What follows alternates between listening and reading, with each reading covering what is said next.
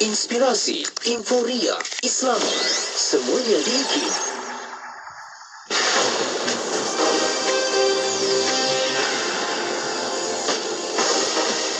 Assalamualaikum dan salam sejahtera, bersama saya Masina Alias dalam berita IKIM.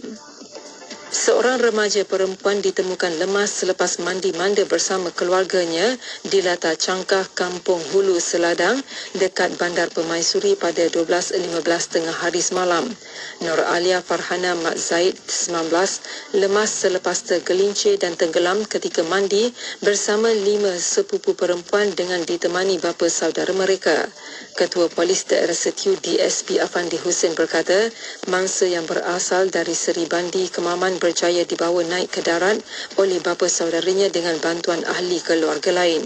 Beliau berkata ahli keluarga mangsa kemudian menghubungi polis untuk bantuan dan Nur Alia Farhana disahkan meninggal dunia oleh penolong pegawai perubatan yang tiba di tempat kejadian pada 1.55 tengah hari. Beregu badminton lelaki negara Ong Yu Sin Teo Yi berjaya melepasi halangan pertama pada kejohanan badminton Asia BAC 2023 di Dubai, Emirat Arab Bersatu semalam. Bagaimanapun, pasangan ke-8 dunia itu terpaksa bekerja keras apabila bertarung sehingga set penentuan sebelum mengatasi pasangan India MR Arjun dan Dhruv Kapila 12-21, 21-16, 21-12 dalam perlawanan yang berlangsung selama 48 minit di Dewan Tertutup Rashid bin Hamdan, Kelab An-Nasir. Kemenangan itu menyaksikan Yusin dan Yi merekodkan kemenangan keempat ke atas Arjun dan Dhruv selepas terbuka Thailand 2021, All England 2021 dan terbuka Jerman 2022. Yusin dan Yi yang juga pilihan ke-8 kejohanan akan menentang sama ada pasangan Korea Selatan Kang Min Hyuk dan Seo Seung Jae atau beregu Jepun Ayato Endo dan Yuta Take pada pusingan kedua hari ini. Sementara itu, beregu wanita profesional Vivian Hu dan Liam Chio Sien tewas kepada pasangan Cina Chang Shu Xiang dan Chen Yu yang juga pilihan keempat kejohanan dengan 15-21, 12-21. Presiden Xi Jinping dalam perbualan telefon pertamanya pada Rabu sejak Rusia melancarkan perang ke atas Ukraine tahun lepas memberitahu rakan sejawatannya dari Ukraine Volodymyr Zelensky bahawa China akan menghantar wakil khas ke negara itu, lapor Anadolu. Xi mengulangi pendirian China mengenai krisis Ukraine bahawa China sentiasa memilih keamanan, menekankan dialog dan rundingan sebagai satu-satunya cara yang berdaya maju ke hadapan. Xi berkata China akan menghantar wakil khas kerajaan China mengenai hal ehwal Eurasia ke Ukraine dan negara-negara lain untuk berkomunikasi secara mendalam dengan semua pihak mengenai penyelesaian politik krisis Ukraine. Bagi pihaknya, Zelensky berkata perbualan telefonnya dengan Xi panjang dan bermakna. Sekian berita. Assalamualaikum dan salam hormat. Laporan berita tadi dari sumber bernama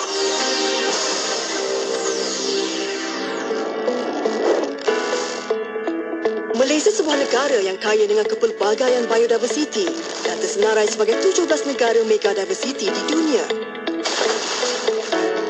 Jabatan Perikanan Malaysia berusaha untuk mengenal pasti dan menambah bilangan kawasan sentuari perikanan darat bagi spesies hidupan air tawar yang terancam. Spesies akuatik asli terancam kesan daripada pembukaan tanah, pengubahsuaian sungai dan pelepasan umum spesies asing. Anda boleh membantu mengatasinya melalui pemantauan oleh komuniti, mempromosi spesies ikan asli, aktiviti penguatkuasaan, kerjasama pintar melalui jaringan pihak berkepentingan dan memperkasa komuniti setempat melalui rahsia pemilikan terhadap sungai. Untuk maklumat lanjut, layari www.dof.gov.my. Lindungi ikan asli. Kapsul Masa.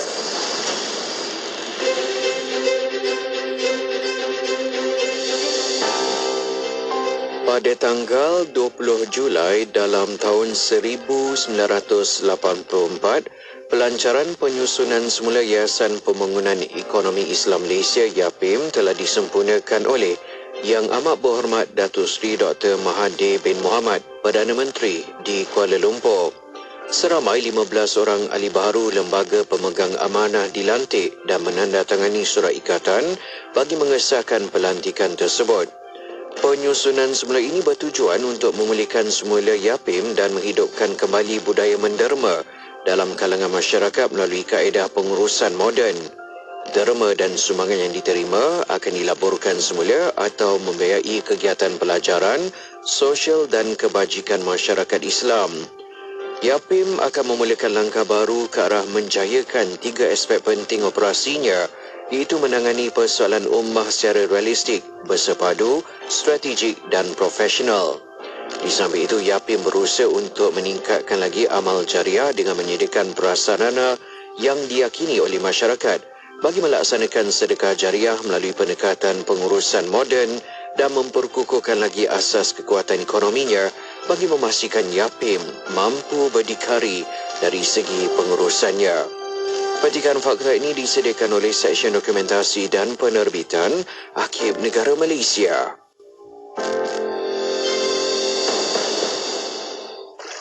La ilaha illallah al-malikul haqqul mubin Muhammadur Rasulullah sadiqul wa'dil amin. La ilaha illallah al-malikul haqqul mubin Muhammadur Rasulullah sadiqul wa'dil amin. La ilaha illallah al-malikul haqqul mubin Muhammadur Rasulullah sadiqul wa'dil amin. La الملك الحق المبين محمد رسول الله صادق الوعد الآمين. لا إله إلا الله الملك الحق المبين محمد رسول الله صادق الوعد الآمين. لا إله إلا الله. Tiada Tuhan yang disembah dengan sebenar-benarnya melainkan Allah, Raja yang benar, yang jelas, dan Muhammad itu pesuruh Allah. Sesungguhnya Allah Maha Besar janjinya, lagi Maha amanah.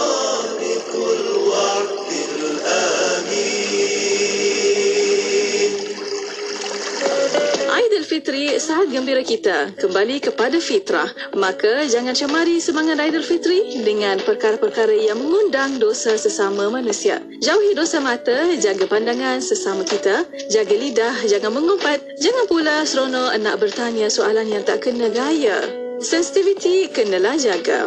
Semoga lebaran ini menjadi medan bertaut ukhuwah, bukan ruang nak mencari salah. Salam kemaafan daripada kami di IKIM Inspirasi Inforia Islami. Sajian rancangan terbaik dengan pelbagai pengisian maklumat ilmiah yang bermanfaat seperti Pesona di Zara, Syara at IKIM, Syariah dan Perundangan, Emas at IKIM, Kevin Bertanya, Islam dan Sains, Tahsinul Ibadah, Resolusi, Tarbiyah, Tadabbur dan Bacaan Surah Al-Kahfi. Bersama Syafiq Saleh, hanya di IKIM, Inspirasi Inforia Islami. Selami ilmu untuk kehidupan kita seharian bersama Syafiq Saleh di Aspirasi 10.1. IKIM, Inspirasi Inforia Islami. Dengan Dengan lafaz suci Bismillahirrahmanirrahim. Assalamualaikum warahmatullahi wabarakatuh. Alhamdulillah, saya Syafiq Saleh buka tirai pertemuan untuk Aspirasi 11. Edisi hari ini 27 April 2023 bersamaan juga dengan 6 Syawal 1444 Hijriah, hari Khamis pagi hari ini. Macam mana dalam perjalanan anda sepanjang hari ini? Kita mulakanlah menyebut dengan yang baik-baik. Semoga di hujung itu nanti ada keindahannya, insya-Allah. Okey, dan saya akan temankan anda selama 3 jam untuk pertemuan ini, dan pastikan anda terus dengar sebab kita dah pun siap sedia jadual kita untuk hari Khamis pagi ni. Kita ada rancangan Tahsinul Ibadah jam 10.15 pagi, dan jam 11 pagi kita sembang-sembang santai. Kita nak kongsikan apa pesan-pesan para asatizah. Okey, dan jam 12.15 tengah hari ada rancangan resolusi. Okey, dan Luke dan juga Pian yang dah pun temankan anda, nak ucapkan terima kasih. Saya ambil alih lah, continue kan, nak teruskan lagi dengan pengisian rancangan menarik yang kita siap sedia kepada anda. Kita nak berhibur dahulu bersama dengan lagu dendangan dari Munsyid Malaysia, lagunya Pertemuan di Hari Raya. Kekal di IKIM, inspirasi Inforia Islami.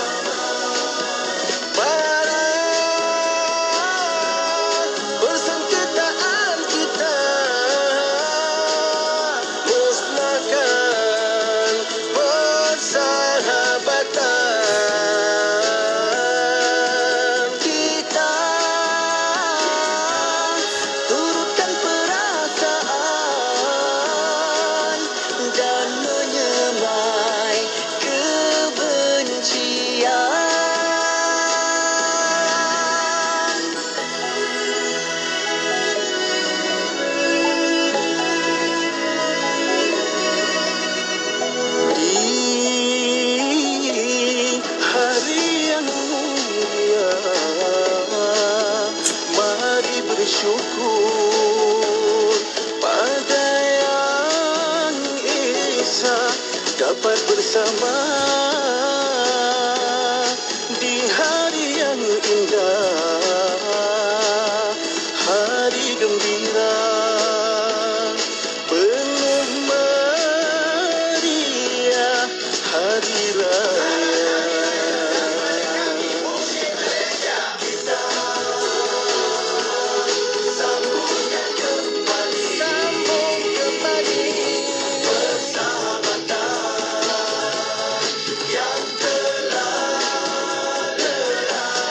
Kita suburkan dengan kasih sayang, kembali berbunga persaudaraan. Kini lupakan segala dendam antara kita.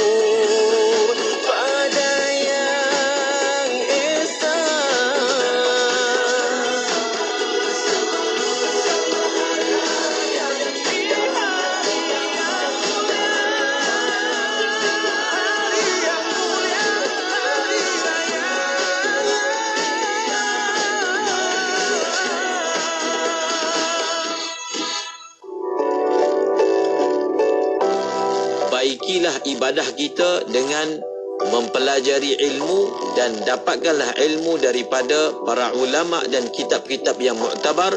Semoga kehidupan kita di dunia yang sementara ini akan diuruskan secara tertib dan secara sempurna oleh Sang Yang Maha Pencipta. Hayati pengajian kitab Matan Al-Zubat serta kupasan ilmu fiqah meliputi soal jawab berkaitan ibadah bersama-sama Al-Fadil Ustaz Ahmad Lufi Muharram dalam rancangan Tahsinul Ibadah setiap hari Khamis jam 10.15 pagi. Semuanya di IKIM, Inspirasi Inforia Islami. Irfan, macam mana dengan persiapan masuk pertandingan VIP itu? Oh ya, sempat lagi kan nak hantar penyertaan? Sempat, kan 31 Julai 2023 tarikh tutup penyertaan. Oh, kalau macam tu jangan buang masa. Jom pilih tema. Saya nak berlakon tau. Boleh ya? Boleh, awak jadi mak. Alah, saya nak jadi heroin. Institut Kefahaman Islam Malaysia IKIM sedang menganjurkan pertandingan Mereka Cipta video pendek kefahaman Islam untuk penuntut IPT. Hantarkan karya anda sebelum atau pada 31 Julai 2023. Juara bakal membawa pulang wang tunai bernilai RM15,000. Untuk keterangan lanjut layari www.ikim.gov.my atau hubungi unit program dan latihan 0362046320 atau 0362046322. Kota Baru 89.8 FM. Bismillahirrahmanirrahim. Assalamualaikum warahmatullahi wabarakatuh. Selamat pagi kepada anda. Kembali lagi bersama saya Syafiq Saleh untuk pertemuan di Aspirasi 10.1 dan seperti biasa kita berada di jadual di setiap hari Khamis pagi. Kita ada rancangan Tahsinul Ibadah. Anda boleh sama-sama tonton sekarang di Facebook Live IKIM FM dan juga di YouTube IKIM Media. Seperti biasa, itu platform untuk sama-sama kita berinteraksi dan boleh tonton secara langsung untuk kita nak mendengarkan perkongsian rancangan ini. Okey, kalau ada soalan juga anda boleh hantarkan ke talian WhatsApp konti kita 011290040004 dan juga soalan pertanyaan anda itu juga boleh letakkan di ruangan komen di Facebook dan juga di YouTube IKIM. Okey, terus kita nak bersama dengan tetamu kita yang dah pun bersedia dalam talian pada minggu ini. Masya Allah, masih lagi kita nak mendengarkan perkongsian oleh Al-Fadil Ustaz Ahmad Lufi Muharram. Assalamualaikum Ustaz. Waalaikumsalam warahmatullahi wabarakatuh. Alhamdulillah. Apa khabar kita Ustaz? Alhamdulillah. Syukur, Masya Allah Ustaz. Kalau di mana sahaja berada tu Ustaz, kalau Ustaz mungkin berada dekat madrasah tu, kita rasa nak ambil lagi berkat kan Ustaz, tempat itu kan, pusat pendidikan di sana. Jadi harapnya semua baik-baik saja Ustaz, sahabat-sahabat kita yang berada di sana Ustaz. Okay? Dan terima kasih Ustaz, masih lagi sediakan ruang peluang untuk kita di IKIM nak teruskan lagi perbincangan menerusi rancangan Tahsinul Ibadah. Dan masih lagi kita berada menerusi bab kita iaitu membincangkan tentang perkara-perkara haram dalam ihram. Tapi sebelum tu Ustaz, kita nak buka sedikit mukadimah Ustaz. Apa yang kita boleh buat persediaan hati jiwa kita Ustaz untuk mendengarkan rancangan pada siaran kali ini. Silakan Ustaz. Assalamualaikum warahmatullahi wabarakatuh. Bismillahi wassalatu wassalam ala Rasulillah wa ala alihi wa sahbihi wa man wala. Amma ba'd. Terima kasih kepada Syafiq mengadakan program pada pagi ini dan seterusnya sidang pendengar IKIM yang dirahmati Allah Subhanahu wa taala. Sesuatu perbuatan dimulakan dengan niat di dalam hati. Secara umumnya begitulah yang berlaku. Dimulakan dengan keinginan, dengan niat di dalam hati. Seterusnya ia mencetuskan perbuatan. Ia mencetuskan perbuatan. Rasulullah sallallahu alaihi wasallam bersabda, "Wa innama likulli imri'in ma nawa." Hanya saja bagi setiap orang, dia akan memperolehi apa yang dia niatkan. Wa innama, hanya saja untuk setiap orang apa yang dia niatkan. Walaupun kita lihat ada dua orang yang melakukan perbuatan yang sama. segi rupanya, segi zahirnya sama, serupa. Tetapi orang yang pertama mendapat pahala, orang yang kedua tidak mendapat pahala. Orang yang pertama mendapat pahala besar dan orang yang kedua mendapat pahala sedikit. Sebab itu disebutkan bahawasanya berapa banyak amalan yang pada rupanya seperti amalan duniawi, pada rupanya, pada surahnya. Tetapi amalan itu diberi pahala, dianggap, dikira di sisi Allah Subhanahu wa taala sebagai amalan akhirat. Dan berapa banyak pula amalan yang pada rupanya itu adalah amalan akhirat. Tetapi di sisi Allah, amalan itu dianggap amalan duniawi, iaitu tidak mendapat pahala.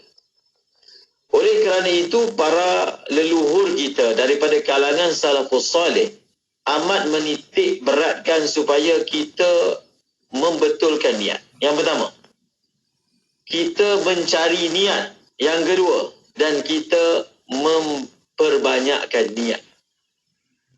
Kita betulkan niat kita, kita cari niat kita, dan kita memperbanyakkan niat kita. Amat rugilah kalau seseorang amalan akhirat pun, contohnya dia sembahyang, dia puasa, dia berzikir, itu amalan akhirat, dia tidak memperoleh pahala, rugi. Dan di sana ada orang yang beruntung walaupun dia tidur di atas katilnya, walaupun dia menunggang kuda ataupun menaiki kenderaan, dia bekerja di pejabat, bukan dia datang ke masjid, tetapi mereka ini mendapat pahala di sisi Allah. Contohnya, kita datang bekerja setiap hari, daripada hari Isnin sampai hari Sabtu. Kalau DJ ni hari Ahad pun ada tugas juga. Apa yang kita boleh niatkan? Kalaulah seorang itu pergi kerja yang dia lakukan setiap hari, dia terpaksa menempuh jam, pergi jam, balik jam. Apa yang kita boleh lakukan untuk manfaat diri kita, iaitu kita betulkan niat kita. Bukan semata-mata bekerja itu untuk kita dapatkan wang, gaji di hujung bulan. Kalau orang yang berkeluarga, dia niatkan, dia keluar daripada kerjanya untuk mencari rezeki yang halal, untuk berusaha mendapatkan nafkah untuk anak dan isteri dia, maka dia akan mendapat pahala wajib. Bukan pahala sunat, dia akan dapat pahala wajib kerana mencari nafkah, memberi nafkah untuk anak dan isteri wajib. Jadi kita niatkan. Pergi bekerja tu memang kita buat setiap hari. Yang kita tambah hanya niat saja. Niat. Kita keluar daripada rumah, niat untuk mencari rezeki yang halal, untuk memberi nafkah kepada anak dan isteri, maka kita bertembung dengan jam setiap hari itu tidak sia-sia. Kerana ada juga pahala yang Allah Ta'ala akan berikan kepada kita.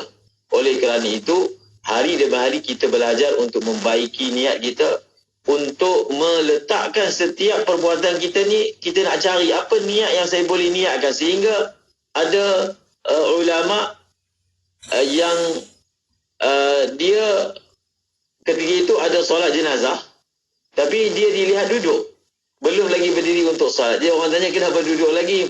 Kita semayang Jumaat, semayang jenazah. Dia kata, sebentar sehingga aku dapat apa niat yang aku akan niat untuk solat jenazah ni.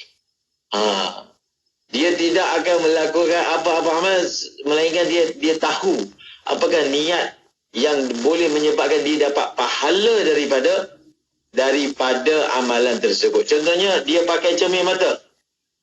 Apa niat memakai cermin mata? Apa niat membeli kenderaan baru? Apa niat membeli telefon? Kena ada niat. Contoh, kita beli kenderaan, kita niatkan, kalau ada orang susah, saya akan hantar dia. Kalau ada orang memerlukan, saya akan bantu dia. Barulah pembelian kita pada kenderaan itu akan memperoleh pahala. Kalau kita hanya niatkan guna untuk kemewahan diri sendiri sahaja, maka itu hanya perkara mubah, tidak ada pahala padanya.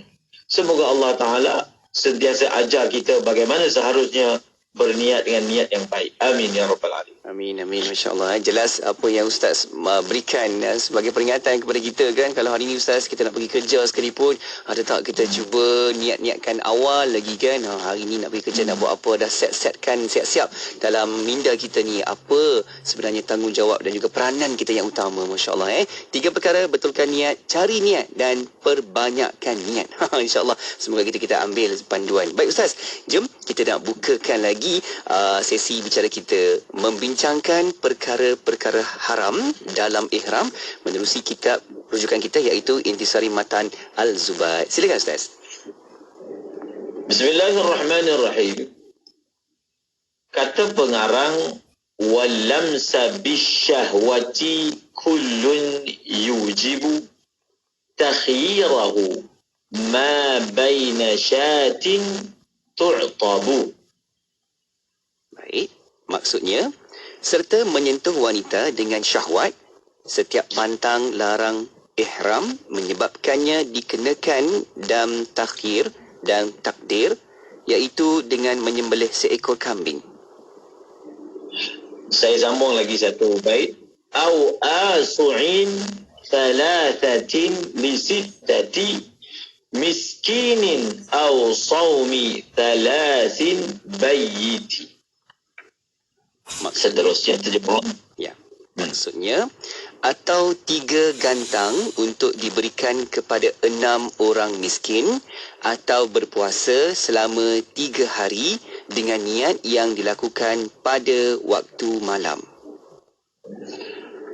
Di dalam bait syair yang sebelum ini, beberapa perkara larangan ihram kita telah pelajari. Saya bilang kembali, yang pertama memakai pakaian yang berjahit. Makhit, berjahit, muhit, meliputi. Ini untuk lelaki. Yang kedua, menutup kepala untuk lelaki. Yang ketiga, menutup muka bagi wanita. Yang keempat, meminyakkan bulu, iaitu rambut dan juga janggut. Yang seterusnya bercukur, iaitu menghilangkan mana-mana bulu di bahagian tubuh kita daripada hujung kepala sehingga ke hujung kaki. Dan yang seterusnya at-tib, iaitu memakai wangi-wangian, dan yang terakhir memotong kuku. Kalau kita kira perkara-perkara larangan ihram yang kita telah pelajari dalam pelajaran sebelum ini, ada berapa? 1, 2, 3, 4, 5, 6, 7. Ada 7 perkara yang merupakan larangan ihram. Dan yang kita akan pelajari pada hari ini adalah yang ke-8, iaitu al-lamsa bisyahwah. Al-lamsa bisyahwah ni terjemahannya adalah al-lamsa, menyentuh, bisyahwah dengan syahwah. Menyentuh dengan syahwat. Menyentuh dengan syahwat sebenarnya adalah contoh. Perkara yang lebih umum adalah melakukan muqaddimah jima. Melakukan muqaddimah jima, contohnya sentuh. Jadi sebenarnya sentuh ini adalah salah satu daripada tajuk besar. Tajuk besar dia adalah melakukan perkara-perkara yang merupakan muqaddimah setubuh. Antaranya adalah sentuh. Termasuk juga yang dilarang, yang di bawah tajuk tadi adalah mencium. Mencium. Bercumbu-cumbu. Walhasilnya, apa sahaja yang dilakukan antara seorang lelaki dan seorang perempuan yang melibatkan sentuhan, seperti perbuatan-perbuatan yang saya sebutkan tadi, dan sekiranya ia dilakukan, maka hukumnya adalah haram dan tidak dibenarkan, dan hukumnya adalah haram itu adalah apabila dilakukan dengan syahwat. Apabila dilakukan dengan syahwat. Sekiranya ia berlaku tanpa syahwat, tidak menjadi haram. Contoh, ketika sedang berada dalam keadaan ihram, pasangan suami isteri berpegangan tangan. Itu kan sentuhan. Suami menyentuh kulit isterinya, isteri menyentuh kulit suaminya. Adakah dibenarkan berpegangan tangan suami isteri ketika berada dalam keadaan ihram? Jawapannya boleh. Jawapannya boleh. Tetapi dengan syarat tanpa syahwat. Dengan syarat tanpa syahwat. Sekiranya bersama dengan syahwat, maka tidak dibenarkan. Oleh kerana itu, sebahagian pembimbing terus menasihatkan supaya suami isteri itu tidak berpegangan tangan. Tidak berpegangan tangan, khawatir ataupun takut-takut mula-mula tanpa syahwat, di hujungnya dengan syahwat, maka lebih baik daripada awal tidak perlu lakukan. Itu kalau kita pernah mendengar bimbingan ataupun nasihat daripada sebahagian mutawif, mungkin sebahagian orang akan mempertikaikan, bukankah disebut dalam kitab larangan itu adalah apabila bersama dengan syahwat? Betul. Larangan itu adalah apabila bersama dengan syahwat, namun sebagai hati-hati supaya tak terlajak, maka dinasihatkan untuk tidak melakukannya. Yang dikatakan tidak dibenarkan itu ialah apabila tanpa lapik. Ada juga kita lihat pasangan suami isteri yang berada dalam keadaan ihram, kerana bersentuhan suami isteri itu kan membatalkan wudu. Kalau suami isteri berpegangan tangan ketika tawaf, sudah tentu tawaf itu tidak sah. Dan ketika berada dalam keadaan ihram, tidak dibenarkan memakai sarung tangan. Tak boleh. Perempuan pun tak boleh, lelaki pun tak boleh. Qafazain, perkara yang dilarang. Apa helah yang dilakukan supaya dapat juga berpegangan tangan? Tujuannya bukan untuk romantik. Tujuannya dia nak jaga isteri dia daripada terlepas. Waktu orang ramai perlu dipegang misalnya. Maka antara helah yang dilakukan, dilapik dengan kain ihram. Maksud kain ihram yang dipakailah tu, kita letakkan tangan kita dan isteri memegang dalam keadaan ada halangan antara kulit dan kulit itu dengan kain. Maka kalau seperti itu, maka ia dibenarkan, tidak termasuk dalam larangan. Kemudian kata pengarang, kullun ni terjemahannya semua yang demikian itu. Semuanya maksudnya semua yang telah disebutkan. 8 kan tadi kita kira. Kesemuanya itu, iaitu 8 perkara itu yujibu, mewajibkan. Mewajibkan memilihnya orang yang ihram itu ma baina syatin, di antara kambing yang tu'tabu ni kambing yang disembelih. Antara pelajaran yang dia susah sikit nak ingat. Tidaklah susah, kalau kita bagi masa kita boleh ingat juga. Dalam bab larangan ihram ni adalah dam-dam ataupun fidyah yang perlu dibayar kalau kita langgar sesuatu larangan. Dia nak ingat tu kadang tak masuk, terlupa. Cuma saya boleh ringkaskan, dam-dam yang kita perlu bayar ataupun fidyah yang kita kena bayar kerana melakukan larangan ihram ni, dia ada pelbagai bentuk. Ada yang bersifat yang dipanggil takhir taqdir. Dipanggil dam at-takhir dan juga at-taqdir.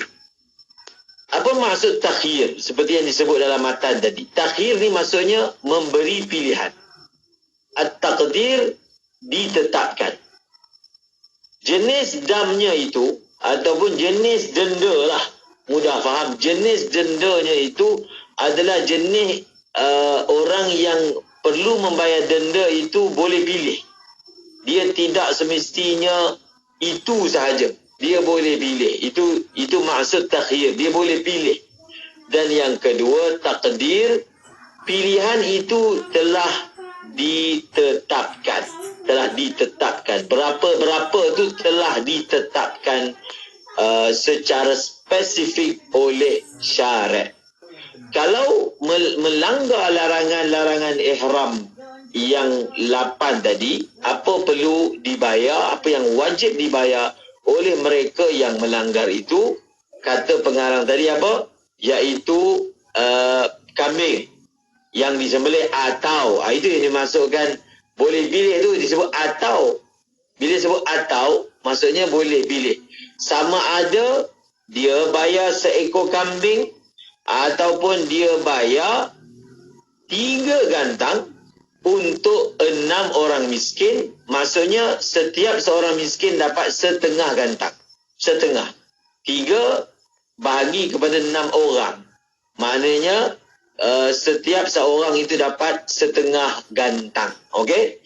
Kemudian atau berpuasa selama 3 hari. Berpuasa selama 3 hari. Boleh pilih. Antara 3 ni, yang paling murah sekali, yang paling murah lah belanjanya adalah memberi 3 gantang kepada 6 orang miskin. Paling murah. Dikadarkan, satu cupak ni dikadarkan dengan 5 rial. Lebih kurang macam tu lah. 5 rial. Sebenarnya banyak juga tu 5 rial. Tapi biasanya begitulah yang jemaah bayar. Kalau satu gantang ni sama dengan 4 cupak.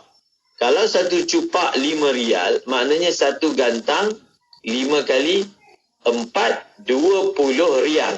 Okey? 20 rial. Kalau kita ambil satu gantang 20 rial, 3 gantang dia akan jadi 60 rial kan? 60 rial. 60 rial kalau diberikan kepada 6 orang miskin, maka maknanya setiap seorang miskin itu akan mendapat berapa? 60 bahagi 6 dapat 10 rial. Bagusnya kalau kita boleh bagi secara cupak. Secara gantang itu. Gantang itu kalau dekat Mekah tu dia bagi apa? Dia kena bagi apakah makanan ruji kat sana. Kat sana pun orang makan nasi kan. Bagi nasi. Dia beli beras 3 gantang. Beli beras 3 gantang. Kalau dekat Malaysia ni kita bayar zakat fitrah, 3 gantang beras ni, 1 gantang beras. 1 gantang beras yang kita bayar zakat fitrah tu 1 gantang beras lah. Kita lihat yang dikeluarkan 2.7 kilo. Atau ambillah genap 3 kilo. Kemaknanya kalau 3 gantang kita beli beras berapa? 3 kilo kali 3. 3 kilo kali 3, 9 kilo. 9 itu bahagi pula kepada 6 orang miskin. Maka itulah bayaran yang dibayar. Tapi kok mana pun dia kosnya murah. Tadi kita kira sampai 60 rial je. Seekor kambing RM200, RM300, RM400. Ikut kita nak kambing kualiti yang mana satu. Jadi kita nak bayar yang murah ke kita nak bayar yang banyak? Tepuk dada tanya iman. Kalau yang berkemampuan itu bayarlah yang lebih sikit. Belilah kambing yang mahal sikit kan. Kambing dekat Mekah ni 300 rial pun boleh dapat. Tapi kurus. Kalau kita dapat yang ni, kita beli, Masya Allah. Itulah pembayarannya. Okey, itu dia. Jelas di situ bagaimana berlaku situasi tersebut, apa perlu dibuat dan dam-dam yang dah dikenakan, kita faham di situ. Baik, kita nak berehat seketika Ustaz dan juga rakan-rakan pendengar, sahabat penonton di media sosial Radio IKIM. Kita akan kembali lagi selepas ini untuk terus kita bincangkan dalam tajuk kita iaitu perkara haram dalam ihram. Teruskan berada di platform media sosial dan kembali selepas ini kekal di Radio IKIM. Malik bin Anas bin Malik bin Abi Amir Al-Asbahi cukup terkenal dengan nama gelarannya Imam Malik. Beliau dilahirkan di kota Madinah pada tahun 93 Hijrah bersamaan dengan tahun 711 Masihi, iaitu pada zaman pemerintahan Khalifah Sulaiman bin Abdul Malik daripada kerajaan Bani Umayyah. Sepanjang hidupnya, Imam Malik terkenal dengan kecerdasan akal fikirannya yang tinggi sehinggakan mampu menghafaz Al-Quran dalam usia yang masih muda. Beliau juga terkenal dengan sifat mulia, bersopan santun, seorang ulama yang luas ilmunya, hartawan, dermawan dan pernah memegang jawatan mufti besar di Madinah. Ada riwayat yang menyebut Imam Malik pernah belajar daripada 900 orang guru. Sebahagian daripadanya terdiri daripada ulama tabi'in. Imam Malik merupakan seorang yang pakar dalam bidang ilmu hadis. Beliau sangat berhati-hati dalam menyelidik sanad dan perawi hadis untuk memastikan kesahihannya. Beliau juga menganalisa hadis-hadis tersebut untuk merumus hukum-hukum agama. Kerana kemasyhuran Imam Malik dalam bidang ilmu hadis, ramai ulama dari luar Madinah datang untuk mendapatkan ilmu daripada beliau. Menurut satu riwayat, Imam Malik telah menghabiskan umurnya selama 40 tahun untuk menghimpunkan dan menapis hadis-hadis yang diterima daripada gurunya. Beliau telah menghafaz sebanyak 100,000 buah hadis. Walau bagaimanapun, tidak semua hadis-hadis tersebut diterima untuk dijadikan sumber hukum. Setelah ditapis, hanya 10,000 buah hadis saja yang diakui sah daripada 10,000 buah hadis yang telah disiasat dan dipadankan dengan Al-Quran. Akhirnya, hanya 5,000 buah hadis sahaja yang benar-benar diterima sebagai hadis Rasulullah sallallahu alaihi wasallam yang sahih. Hadis-hadis tersebut disusun dalam kitab Al-Muwatta, iaitu kitab peninggalan terbesar Imam Malik yang menjadi rujukan kepada seluruh umat Islam. Imam Malik yang juga dikenali sebagai pengasas mazhab Maliki telah meninggal dunia pada 10 Rabiul Awal 179 Hijrah bersamaan 798 Masihi ketika berusia 86 tahun. Beliau meninggalkan 3 orang putera dan seorang putri. Beliau meninggalkan jasa yang amat besar terhadap dunia Islam. Semoga Allah mencucuri rahmat ke atas rohnya.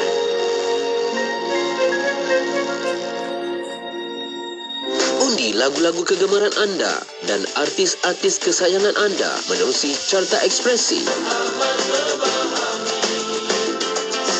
Setiap Isnin hingga Khamis.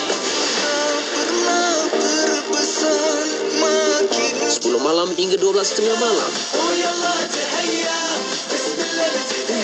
Undi www.ikim.my/Carta Ekspresi. Allahumma salli ala Sayyidina Muhammad wa ala alihi wa sahbihi wa barik wa salim. Kembali lagi bersama saya Syafiq Saleh untuk temankan anda menerusi aspirasi 10.1 dan kita berada di rancangan Tahsinul Ibadah mendengarkan perkongsian oleh Al-Fadil Ustaz Ahmad Lutfi Muharram di Facebook dan juga di YouTube IKIM sedang kita bersara langsung di situ. Anda boleh sama-sama sertai kita dan like, komen, share banyak-banyak kan, sebab kita boleh sebar-sebarkan lagi manfaat bicara kita pada pagi ini. Dan kita nak bincang dalam tajuk kita perkara haram dalam ihram. Kita nak teruskan lagi perbincangan kita. Ustaz, silakan untuk bicara selanjutnya. Ustaz, silakan. Bismillahirrahmanirrahim.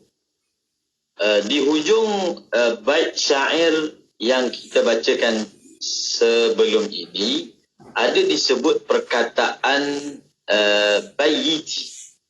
Bayyiti ini membawa maksud bermalam.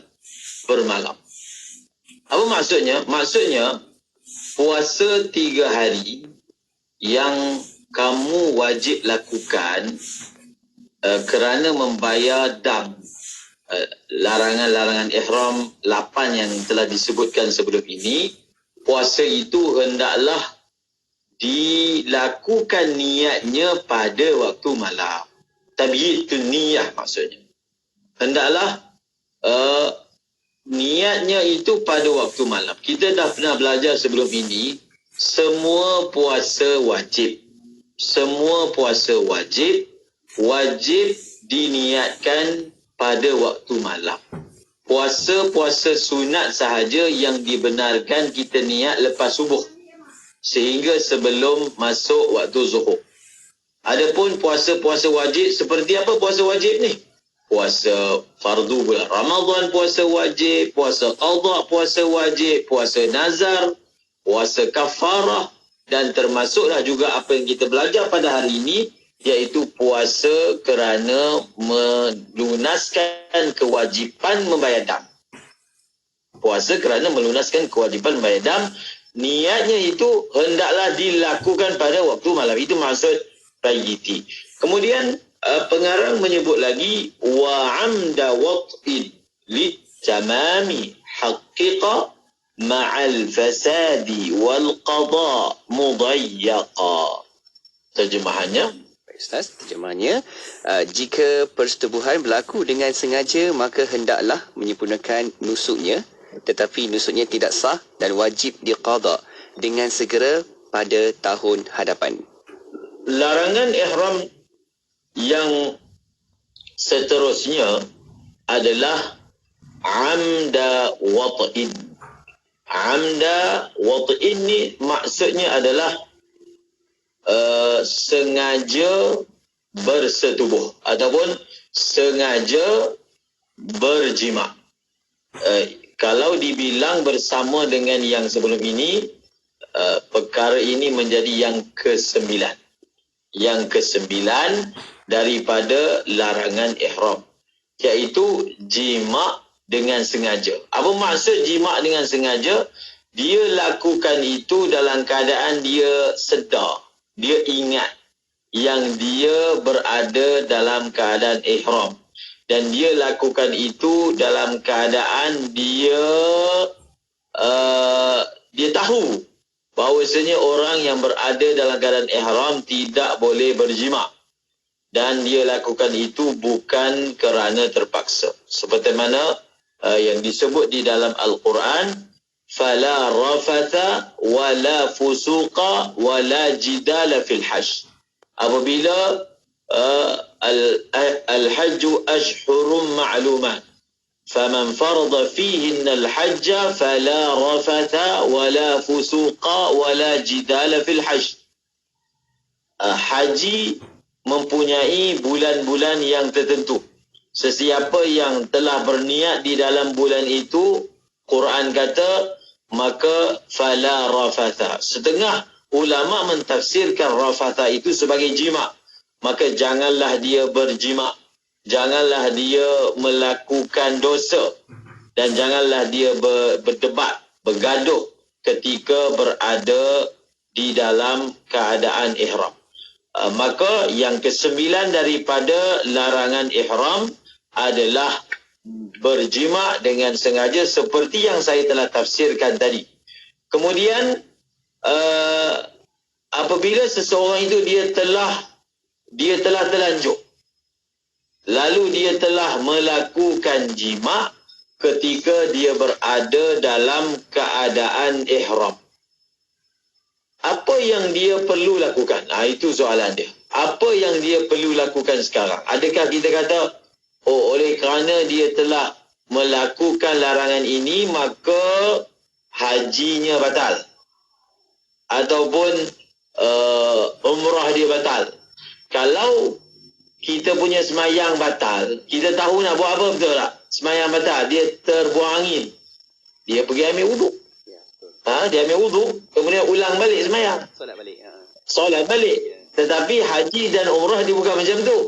Dia tak boleh nak mula balik. Dia bukan begitu. Maka apa yang apa yang sepatutnya dilakukan. Kita tengok. Kalau seorang itu dia sedang berada dalam keadaan ihram, dia ada dua keadaan. Satu, dia sedang melakukan umrah. Yang kedua, dia sedang melakukan haji. Kalau seseorang itu dia sedang melakukan umrah dan belum lagi selesai tahallul dan berlakunya perbuatan ini, maka umrah dia batal. Umrah dia batal. Umrah dia fasid, rosak. Kalau dia berada dalam keadaan haji, kita tengok bila perbuatan ini berlaku. Kalau dia berlaku sebelum dia tahallul awal, kerana haji ini dia ada dua tahallul. Yang tahallul awal, tahallul sani. Kalau jima' berlaku sebelum daripada tahallul awal, maka hajinya fasid, hajinya rosak.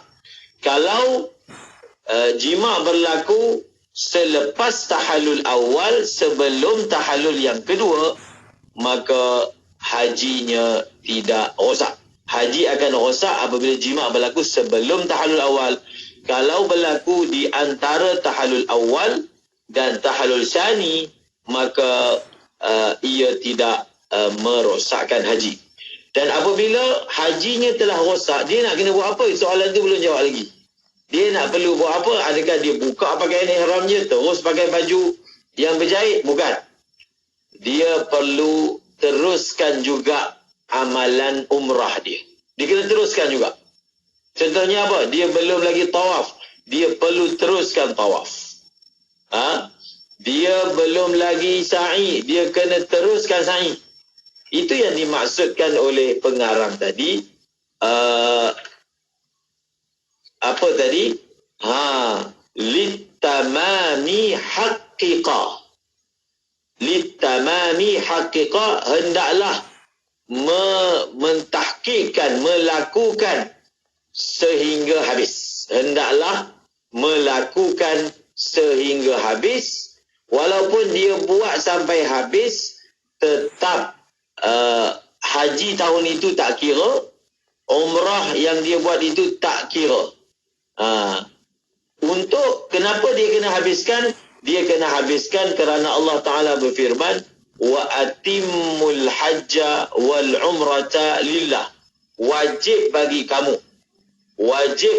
kamu untuk sempurnakan, untuk habiskan haji dan umrah yang kamu dah niatkan. Jadi maknanya walaupun kamu buat itu dalam keadaan rosak, kamu kena habiskan juga. Cuma denda dia apa? Denda dia tetap kena qadha. Tetap kena qadha. Walaupun buat sampai habis, denda dia pertama kena buat sampai habis. Itu denda. Denda dia yang kedua, dia tetap kena qadha. Kalau haji, dia perlu qadha pada tahun hadapan. Kalau umrah, maka dia kena bubuh dalam nota dia, dia ada satu umrah yang perlu diqadha kerana kecuaian tadi. Itu yang disebut dalam kitab ini, wal qadha mudayyaqa, dan dia perlu melakukan qadha. Itu secara ringkas berkaitan dengan apa yang sepatutnya dilakukan oleh mereka yang telah terlanjur melakukan jima' ketika berada dalam keadaan ihram. Dan akan datang disebutkan lagi apa fidyahnya yang perlu ditambah bersama dengan apa yang telah disebutkan tadi. Alhamdulillah Ustaz, itu dia kita dapat di situ info makluman. Dah pun ingat, kalau masih lagi kita rasa ingat lupa, insyaAllah boleh sama-sama kita refresh lagi apa yang perlu kita buat dan apa yang perlu kita semak-semakkan supaya ibadah kita akan lebih sempurna apabila kita buat pelaksanaan ibadah umrah haji nanti, insyaAllah. Baik Ustaz, kita dah sampai di hujung pertemuan. Apa pesan-pesan akhir kita Ustaz menerusi perbincangan kita? Silakan Ustaz. Kita telah membincangkan tentang denda yang perlu dibayar kerana kita melanggar larangan ihram, Dan pembayaran denda itu sebenarnya dari satu segi dia adalah merupakan hukuman lah. Bila hukuman ni berat. Dari satu segi yang lain, hukuman ni adalah rahmat. Hukuman adalah rahmat. Apa maksud dia? Maksud dia, apabila kita buat salah, kita masih lagi boleh bayar denda. Itu bukan ke rahmat. Kita biasa dengar kan, hukuman. Ada hukuman yang disebut penjara mandatori. Kalaulah hukuman itu ada berbentuk penjara atau denda, atau kedua-duanya sekali. Bukankah denda itu merupakan rahmat?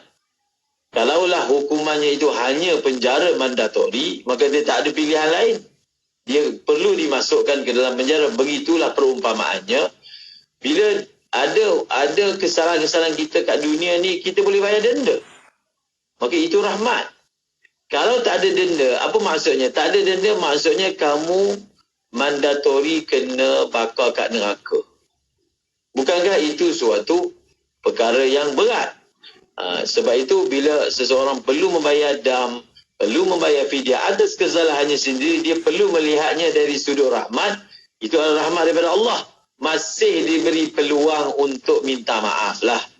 Bayar denda itu adalah meminta maaf atas keterlanjuran yang dilakukan. Walaupun berat, walaupun dia kena teruskan, walaupun dia kena qadha pada tahun hadapan, ia lebih ringan berbanding kalau diambil atau dikenakan hukuman itu di akhirat kelak. Wallahu a'lamu bissawab. Allah, itu dia kan hikmah dan juga rahmah daripada Allah supaya kita pun ambil ikhtibar dan panduan di situ, insya-Allah. Terima kasih Al-Fadhil Ustaz Ahmad Lutfi Muharram atas perkongsian pada minggu ini, Ustaz. Insya-Allah kita akan jumpa lagi untuk minggu hadapan. Kita akan buka sesi soal jawab, dan kalau ada yang sampaikan soalan tu, kita akan bawakan untuk pertemuan pada siaran akan datang untuk bicara sesi soal jawab. Terima kasih, Ustaz. Kirimkan salam kita, Ustaz, kepada guru-guru di pusat pendidikan Ustaz di sana, insya-Allah, Ustaz, dan juga pelajar-pelajar di sana. Jumpa lagi, Ustaz. Assalamualaikum.